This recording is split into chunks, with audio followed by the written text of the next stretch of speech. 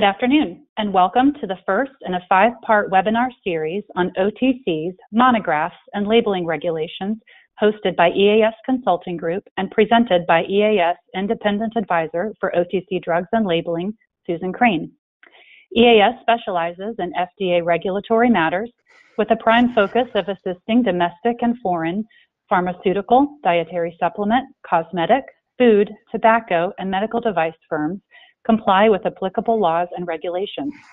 EAS is staffed with former FDA compliance and inspection officials and industry executives and is assisted by an extensive network of consultants with many years of FDA and industry experience. Today's presenter is Susan Crane. Susan is an experienced professional in the pharmaceutical industry, specializing in quality and regulatory compliance for over-the-counter and dietary supplement products.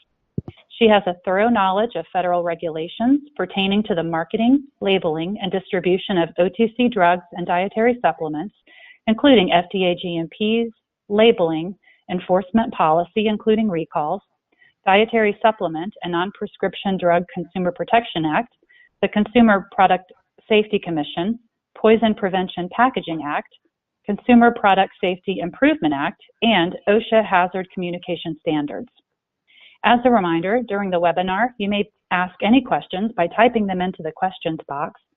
And after the webinar, you will receive a short survey where you're invited to provide feedback and offer additional topics of interest for future EAS webinars.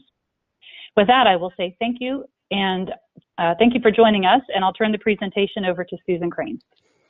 Okay, well, thank you, Amy, and good afternoon, everyone. I want to thank you for taking time out of what I'm sure is a busy day to attend this webinar. As the title suggests, I will be covering the OTC Monograph system, including what exactly defines an OTC drug, the history of the Monograph system and how to navigate it, as well as touching on the current efforts to modernize it. Here's my bio. My foray into the world of pharmaceuticals began back in 1995 when I started working for the Rugby Group. Prior to that, my knowledge of OTC drugs, like many people, was just limited to purchasing products when I needed them. I had no knowledge of the regulations governing OTC drugs. In fact, I still remember hearing the term monograph for the first time and wondering, what the heck is that?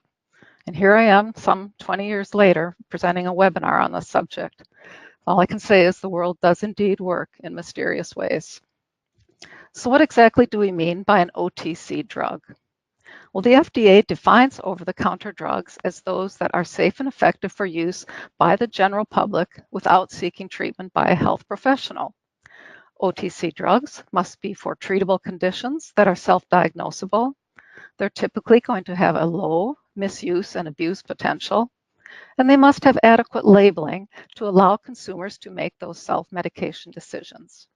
This picture shows a slide shows some common OTC products that you'll find around your home. And in this particular instance, I confess it would be my home. So I'm sure some of you have products like this as well.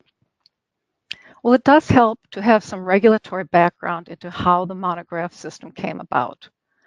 The first milestone was the Durham Humphrey Amendment to the Federal Food, Drug, and Cosmetic Act back in 1951. This amendment drew a clear legal distinction between prescription-only medications and OTC drugs.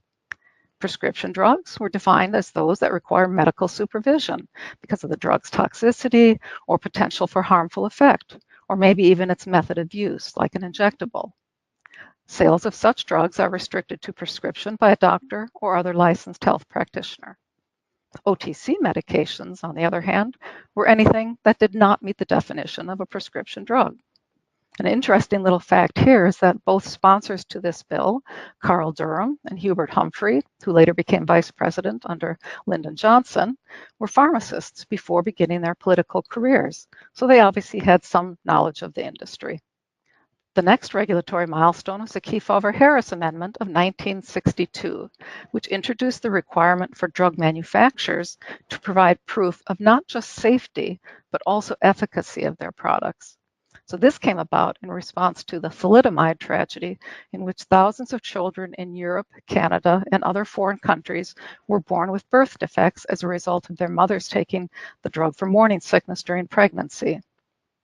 This amendment allowed the FDA to set the GMPs, or the good manufacturing practices, for industry and mandated inspections of production facilities. It also mandated that FDA conduct a retrospective evaluation of the efficacy of drugs that had previously only been approved for safety between 1938 and 1962. This retrospective evaluation came to be known as the Drug Efficacy Study Implementation, or DESI program, which evaluated the effectiveness of over 3,400 separate products with 16,000 therapeutic claims. Although OTC drugs were originally included in the DESI program, the FDA realized that this was not an efficient use of resources, in that the agency was receiving many applications for different OTC drugs that were marketed for the same indications. So in 1972, the agency implemented a process of reviewing the safety and efficacy of OTC drugs by their therapeutic classes, and this came to be known as the OTC Drug Review. From this, the monographs were established through a formal rulemaking process.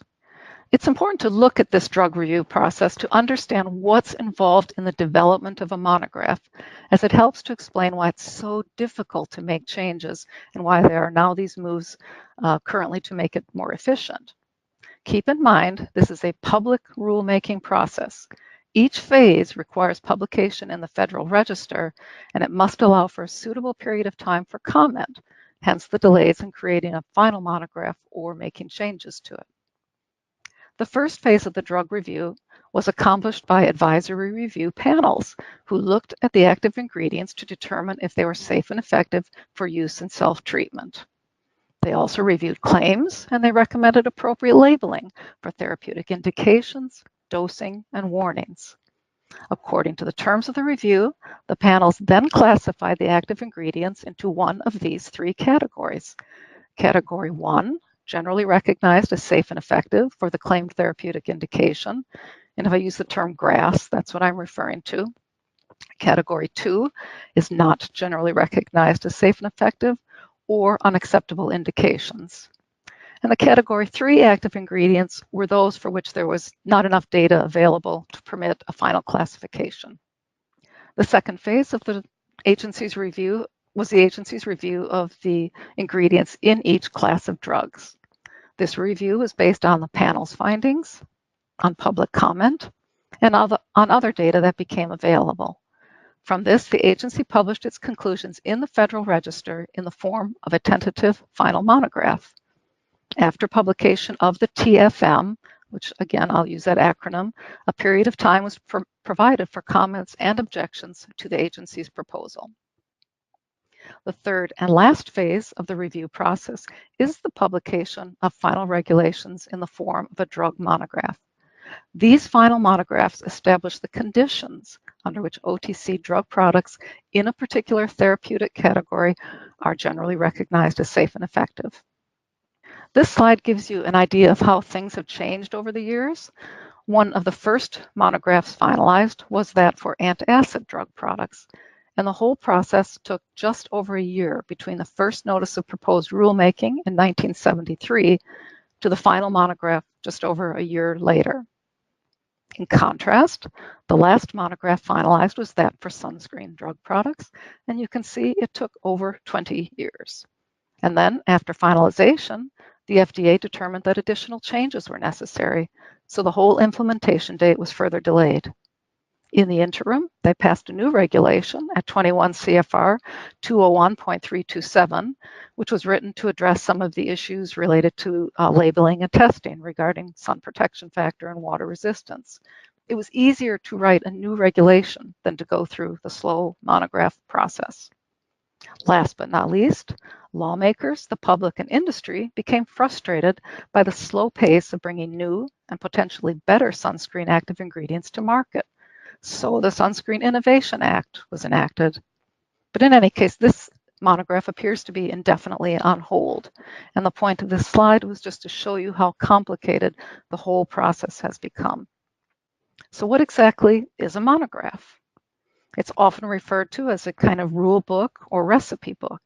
And it basically establishes conditions for each therapeutic category under which OTC drug products are generally recognized as safe and effective. By condition, I mean an active ingredient or botanical drug substance, or a combination of active ingredients or botanical drug substances, the dosage form, dosage strength, route of administration that are marketed for a specific OTC use. These conditions include the labeling requirements, such as indications, warnings, directions, as well as any required testing. There are three types of monographs: final, tentative final or proposed, and negative monographs. The table here shows all of those that have been finalized and therefore codified in the regulations as a result of the drug review process. Drugs marketed under a final monograph are generally recognized as safe and effective, and they do not require FDA approval nor an approved application prior to marketing. Note in the table, there are some monographs that are only partially finalized. For example, the topical antimicrobials at Part 333 is only finalized for certain categories. Now, the FDA has issued several rulings over the past few years dealing with consumer and healthcare antiseptics like your hand sanitizers, but those are still governed by the tentative final monograph, although even some ingredients that are listed in the TFM are no longer allowed. Tentative final monographs are those that were created during the drug review process, but they haven't yet been finalized, and so you're not going to be able to find them in the actual regulations. For products in the TFM categories, the FDA uses its enforcement discretion, and it does allow for their marketing under its own enforcement policies, as outlined in the compliance policy guidelines that I've cited here, as well as 21 CFR Part 330. So basically, as long as these products meet the conditions in the TFM, the FDA isn't going to pursue regulatory action against you or your product. And finally, a lot of people don't know, but there are actually negative monographs. And these are the therapeutic categories in which there are no OTC drugs that are approved for marketing under a monograph, as you see in this table. Now, obviously, there are OTC products marketed under applications for some of these, like hair growth drugs, specifically minoxidil being the active ingredient, or your smoking deterrents, which are your nicotine products. But those are application, those are not monograph. Likewise, the FDA has also published a list of active ingredients that cannot be used in OTC drugs without an approved application, since there is not enough data to establish safety and efficacy. And these ingredients can be found at 21 CFR 310.545. Now, before we get into the specific monograph layout, I do want to mention this particular regulation at 21 CFR 330.1, general conditions for general recognition as safe, effective, and not misbranded. This regulation is cited in the scope of all your monographs, and what it requires is that your product is manufactured in compliance with GMP, your good manufacturing practices. It must be manufactured in an FDA-registered establishment and be duly listed. It must be labeled in compliance to all applicable regulations, not just the monograph. I must add there are other labeling regulations at 21 CFR 201 that you also need to follow. Your product and any advertising for your product must be consistent with the indications that are specified in the labeling. Your inactive ingredients, they must be suitable and safe in the amounts present, and they must not interfere with the effectiveness of your preparation. And it should also be noted here that they should really have a reason for being present, and if they impart any kind of therapeutic effect, they're not really inactive ingredients. Although I must confuse you here, there are some ingredients, of course, that can be both active and inactive. And as an example, I can cite menthol, which is an active ingredient in the antitussive monograph, and it can also be used as a flavoring or fragrance ingredient in other products. So it's never not as quite as straightforward as you would wish. Getting back to the table, your container and container components must comply with GMP. Your labeling, unless otherwise specifically exempted, must include the keep out of reach of children warning, as well as the accidental overdose and ingestion warning. There are active ingredient limitations when there's no maximum daily dose otherwise established in the monograph. And this particular regulation also covers interchangeable terms that you can use and connecting terms that may be deleted. The series of webinars that EAS is going to be presenting over the next few months will be covering all of these requirements, so I hope that motivates you to sign up for the rest. All right, well, let's actually look at what a monograph looks like. As an example here, I've provided the one for anti-flatulent products. And this particular slide is showing a screenshot of the electronic Code of Federal Regulations, which I would encourage everyone to use, as you're always going to find the most up-to-date regulations. And you might look at the top of this and see February 2018.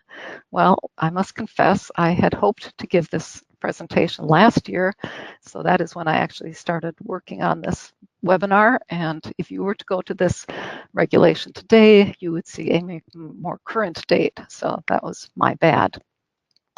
But anyway, the beginning of each monograph shows the contents. Of course, the nice thing about using the electronic Code of Federal Regulations is that you can click right on the section that you want to look at, whether it's the allowable active ingredients or the required label content, and it's going to take you right there. Let's look at the individual sections. Starting with the general provisions, what's important here? Look at your scope. The words in a form suitable for oral administration. That means that this product has to be an oral dosage form. It could be a tablet, chewable tablet, soft gel, a liquid, as long as it's oral. If your company came up with a formula that was inhaled through the nose or inserted rectally, it's no longer going to meet this condition, and therefore you would require a drug application to market that product. And it's also in this section that you see that reference to 21 CFR 330.1 that I mentioned a few slides back. Subpart A also covers definitions. Now, this monograph is pretty straightforward. There aren't too many definitions that they needed to put, but they do say you can use the term anti-gas in place of anti-flatulent, and that might be a better option for some consumers. But bear in mind that some of your other monographs are going to have a longer list of definitions, so you should really review those to make sure that you're in the right monograph for the type of product that you have. And I just want to draw your attention also, if you're looking at the regulations, you might see at the bottom of a slide or at the bottom of the regulation a bracketed statement with a date and a reference to a particular federal register. What that means is that there was a change to the monograph on that date, so you can pull up that federal register if you want to know why the change was made or what it was, and you can look it up. Subpart B details your allowable active ingredients. Again, this is a simple monograph, and there is only one allowable ingredient, and that's simethicone. In this case, it also dictates the maximum dosage that's allowed for this active ingredient, unless it's a product that's labeled for professional labeling, which I'll cover in a minute. This section also tells you the different combinations of active ingredients that can be used, either within the same monograph, as you'll see in a cough cold monograph, or using actives from another monograph. Now, for the anti-flatulent monograph, simethicone may be combined with any antacid ingredient as long as the indications on your label are limited to what's specified here. These allowable combinations are, again, part of those conditions that were defined earlier. If you're marketing a combination product under two different monographs, the combination that you want to use must be specified in the monographs. Just because if it's a tentative monograph, just because it's tentative doesn't mean you can use any combination that you might want. You're still bound by those conditions. Subpart C of the monograph covers your labeling. And I know there's a lot of text here, so I'm not going to read it all out. Just highlight a couple of things. It starts with your statement of identity, which is going to be the established name of the drug that's serving as your active ingredient, as well as its therapeutic category. On your drug facts panel, this would equate to your active ingredient and your purpose sections. And it's often going to equate to your statement of identity on your front panel as well, which again we'll cover in the next webinar. The next paragraph, the indications, will be the uses section of your drug facts.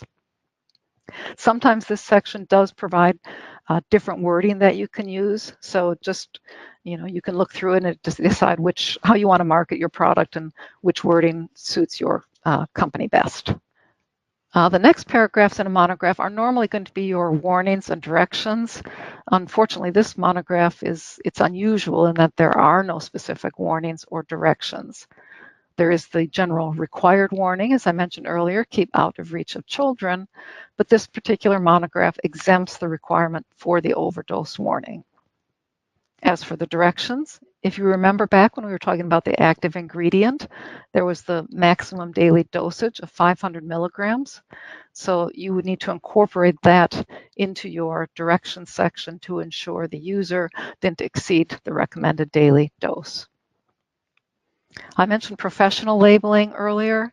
Not every monograph has a section on this. It's intended to be used only when you're marketing the product directly to healthcare professionals as opposed to ordinary consumers. And if you recall, the active ingredients section indicated that there was no dosage limitation for products, anti-flatulent products marketed for professional use only. So how does this monograph translate into a drug flax panel? Well, here, this one, it's fairly simple. I'll go into more detail again, as I say, in the next webinar, but you can see how the different sections are delineated and the information from the monograph has been translated to those sections. I mentioned earlier that FDA isn't going to pursue regulatory action for products that are marketed under a proposed monograph, provided the conditions specified in them are met. Well, if these aren't in the regulations, how do you find out what's in the tentative final monograph? You can't go to those ECFRs and look them up. Well, I must say the FDA and other government agencies are actually pretty good about posting historical regulations and rulings. So you can find the monograph history online, and I use these almost every day to look things up. This one that I'm showing here is for laxative products. I realize it's not very clear because there's a lot of information on the slide. But if you look at the arrow at the bottom, that provides the date of the publication of the tentative final monograph. And in the right-hand column, it provides the link for accessing it in the Federal Register. When you go to that link, you'll find the entire Federal Register notice, which can often be numerous, dozens to, well, many dozens of pages. I've just included the summary here. In that summary, it states the FDA is issuing a notice of proposed rulemaking in the form of a tentative final monograph that would establish conditions under which OTC laxative drug products are generally recognized as safe and effective. To find the actual monograph, you would then go to the end section of that Federal Register notice. You can see here that it has the same parts as the final monograph example, but it obviously looks different here because they are just PDF files as they appeared in the Federal Register. One point to note, if you are working off a TFM, be aware that sometimes the FDA make proposed changes to a proposed monograph. So when you look at that rulemaking history that I showed you earlier, you need to make sure that there have not been any changes that may affect what you are trying to do.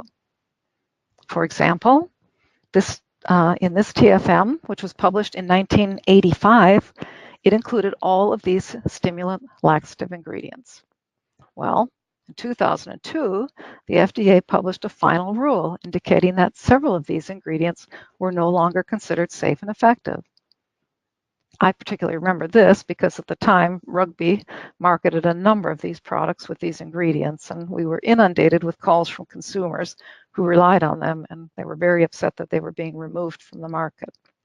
In any case, this is where those rulemaking histories come in handy. If you look them up online, it's going to include links to all of the regulatory actions that occurred since the publication of the monograph. What's next? That's probably why you're all tuned in. Despite all of these regulations, bringing an OTC product to market through the monograph system is relatively simple, at least in comparison to the time and expense of bringing a new drug or other application product to market. The monograph system served its purpose at the time it was created, but it's long been recognized that it's outdated and in need of change. In testimony to Congress in 2017, Janet Woodcock, director of FDA's Center for Drug Evaluation and Research, outlined the challenges of the current monograph system. Finalizing or making changes to a monograph is an inefficient and time-consuming process, which we've seen today. There are limitations to the speed and flexibility in responding to urgent safety issues. For example, when the FDA found the link between acetaminophen and the potential for serious skin reactions, it would have taken years to go through the monograph process. Instead, the agency relied on public notices and guidance documents and urged companies to voluntarily add warnings, for which the FDA then indicated it would exercise its discretion in not enforcing the labeling requirements of the TFM. Ms. Woodcock also testified that there were challenges in keeping pace with evolving science. And finally, there's no mechanism for accommodating innovation. For example, the new ingredients or new dosage forms. What's being done? Despite what you may hear in the news, Congress does actually work together sometimes, and both the Senate and the House introduced bipartisan supported bills into their chambers last year. The bill is now known as the Over-the-Counter Monograph Safety, Innovation, and Reform Act. It was reintroduced into the House this year due to the change in leadership, but I'm pleased to report that it was overwhelmingly passed 401 to 17 just last week. So it's now awaiting action in the Senate, and we'll see what happens. There appears to be few objections to the actual substance of the bill, so it's hoped that this legislation will be considered soon and passed. What does it do? Number one, it replaces the current rulemaking process with an administrative order process. These have been assigned the acronym OMAR for OTC Monograph Order Request.